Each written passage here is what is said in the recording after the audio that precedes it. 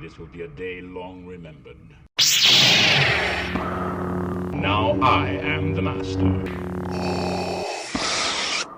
Welcome to another episode of Legends and Theories, and we're going to review the Star Wars novel Rogue Planet. And this novel it's a fun Star Wars story, but it would have absolutely no relevance if this wasn't made into a key portion of the New Jedi Order series, since the planet of Zanoma Sakat is made into being what eventually causes the end of a little conflict known as the Yuuzhan Vong War, which had about approximately 265 trillion deaths. So, nothing too major, just, ending probably the largest war we've ever seen depicted in a Star Wars series ever. And going and just taking a look at the novel on its own, I think this does work better if you read it after the New Jedi Order, although I think it was either published before or during it. And with it, it goes and sets up some things for that series, like the character of Rogera and her disappearing and being taken by what is at the time known as Far Outsiders, since, well, that's what Timothy Zahn was calling them at first. And this sort of is one of the few stories that goes and actually sort of sets up the Vong showing up, and the only other ones I could think of off the top of my head is a single story you get from Canderous in It's the Old Republic 1. Then there is Outbound Flight, which goes and has more allusions to it. Same with Survivor's Quest and the Hand of Thrawn duology, where they just refer to the Far Outsiders and not fully saying who they are. And yeah, most of those are Timothy Zahn novels, but funnily enough, Timothy Zahn wanted nothing to do with the New Jedi Order series because they took his idea and just didn't go away he loved with it. But that's a completely different video to talk about. And just go into this one specifically. I'd say most interesting is its connection to the New Jedi Order series and just going and setting some stuff up for that. Although I think it works a lot better in that series specifically to learn that it really is a sentient planet, and to learn that it actually exists there and it's not just legends. And I think it works a lot better to read this after and to know the full story after that. But you can read it before. It's not the end of the world, and if you're watching this video, well, you already know of everything that's going to be happening in it, so no real point, but still, it's just an interesting thing to look at where I do feel like if you read it after, it works a lot better. But going into the story itself, I mean, it's fine. It's more about Anakin and Obi-Wan bonding and becoming closer as master and apprentice, Obi-Wan learning to live with Anakin, and him starting to make the compromises that will eventually cause Anakin to become Vader, because Obi-Wan is willing to look past these small little mistakes that Anakin makes, as is the rest of the Jedi Order, because he is the chosen one and they want to keep him in the Order.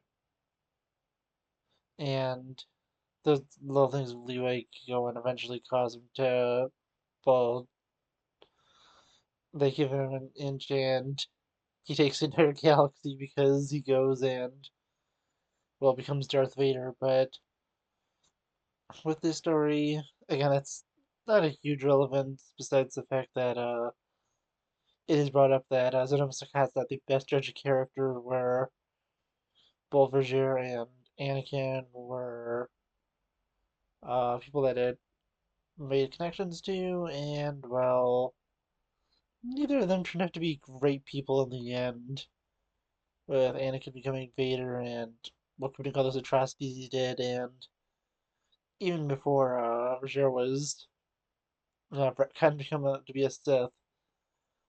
She caused a lot of devastation working undercover with the Vong and greatly helping them in their war effort. But I'm just going back to really everything that was going on with this.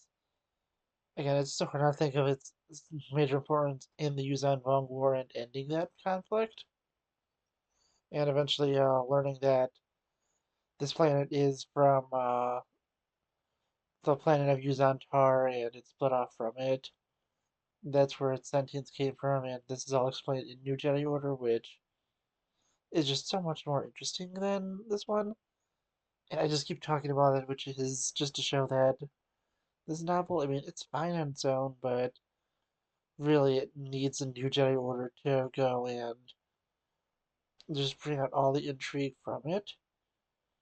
Because, I mean, the villain that's sent after the planet, the specific enforcer, I mean, he's fine as an antagonist. He's Anakin's first real kill, and he's killed out of anger, which Obi-Wan never really figures out. And I do remember this being mentioned in New Jedi Order, so this is neither where it's Anakin's first small step towards the dark side, and the planet really doesn't understand it. And continuing through with it, just really so many like kind of interesting moments where this is really the only major appearance of Tarkin in the pre-Empire era I could think of, or is something that a little more than a cameo, which I think the only other novel I can think of is Plagueis. I'm not 100% certain on that one. I do remember some of his ancestors were in there, but I don't remember if Tarkin himself made it into that novel.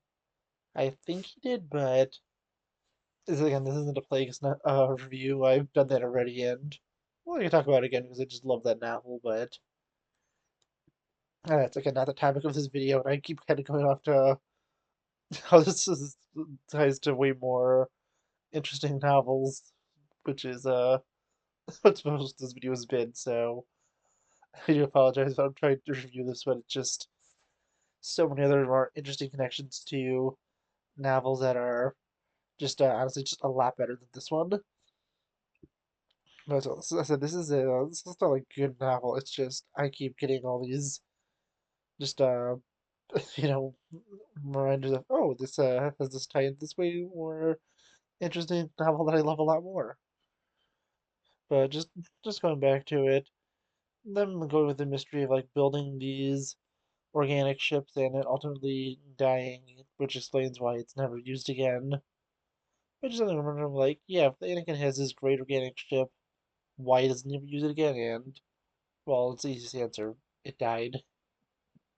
But just going through it, I think that the weakest part of the novel is because the second to last chapter where it just goes and it gives just kind of like a recap of not a recap, but like a fast forward of what happens to everyone. It's like, oh, Tarkin and Cinar go, and they manage to have successful careers at the Empire until, well, Tarkin gets blown up with the Death Star, and Cinar gets, well, he basically just gets the TIE Fighter contract.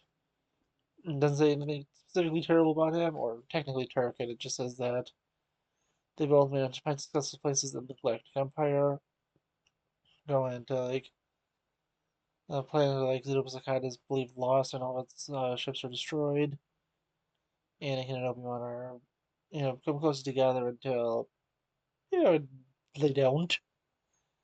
And it was honestly it was a solid novel, but as I said, not the greatest thing ever. And going through some other stuff that was interesting was that Obi-Wan was still using Qui-Gon's lightsaber. I would assume that he built his own after, shortly after events of episode one and would have been using that, but it's kind of weird here, and all the people on Zombies they were interesting enough, but ultimately not too consequential besides few that do make it into a New Jedi Order that mention what was going on in the events of this novel, and using that connection that they made with Anakin Skywalker basically is what helps convince Zenobi Sakai to go and end that war. And yeah, honestly, just really going through it. As I said, solid story. Not the greatest thing ever, not the worst, but it just has all these just interesting ties to other novels, which is the reason I think it is part of the Essential Legends collection. Because I feel like the novel on its own, in a vacuum, is not essential, but just how heavily it ties into the New Jedi Order and just how much it kind of changes that series makes it become essential. But yeah, honestly, really all I have to say, I think that it was a very enjoyable story, and